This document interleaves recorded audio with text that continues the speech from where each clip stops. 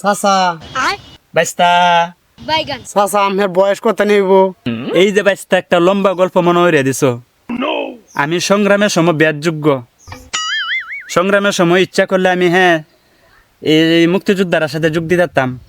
মায়া কালী একমাত্র নাম আছে যে আমি যদি মুক্তিযোদ্ধার সাথে গিয়ে যোগ দেই তাই নাকি আমারে মারি আলবো।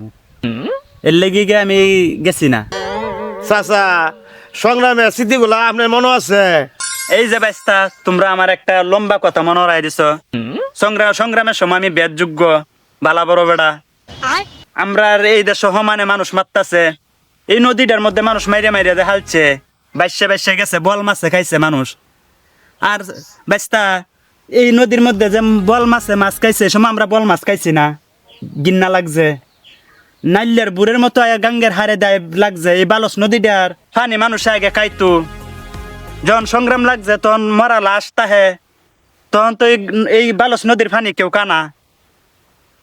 এই বালস নদীর পানি খাইলে তখন মানুষের কলেরা হইছে। এর লেগে কেউ নদীর পানি কেউ খাইছে না, এই বিলের এই হাগারের পানি খাইছে। বুঝছো বেস্তা? এসো তো আমরা বালা বড় বেড়া। এ সময় ইচ্ছা করলে আমরা মুক্তিযোদ্ধার সাথে যোগ দিতে পারতাম, ডরাই গেছি না, কলজা ছুডো আছিন। বুঝছো বেস্তা? এই যে নদীগুলা যে আছে, এই নদীগুলার মধ্যে ওপেন লাশ বাইসে গেছে। এই যে নদীটা আছে এটার মধ্যে অত স্রোত আছেন, হাতের আঙ্গুলটা ধরলে কাটতে লয়ে গেছে গা। এল্লা চাচা এটা কি কোন? এই নদী দিয়া তুই দাঁড়াছিন? এটা বাইস্তা তোমরা কইতারতা না, এটা তোমরা বাপসা ছাড়া কইতারবো। কি দিন যে গেছে সংগ্রামের সময়, দেশ বিরাট অভাব আছেন। মানুষ কচুর মুড়া খাইছে, কলা গাছের মুড়া খাইছে, মাটি পর্যন্ত খাইছে আমরা দেশের মানুষে। সংগ্রামের সময় এমন অভাব গেছে, চাউলের কুড়া দেয়া বিস্কিট বানায় খাইছে, ফিডা বানায় খাইছে, এমন ধরনের অভাব গেছে এই দেশটার মধ্যে। এটা তোমরা কইতারতা না, এটা তোমরা বাপসা ছাড়া কইতারবো। চাচার বয়স কত নি? এর তো বাইস্তা আমার বয়স 105-10 মতো হয়েছে।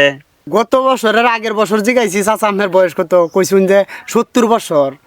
এরপর এই যে গতবার জিগাইলাম বাদে কইছুন যে 80 বছর।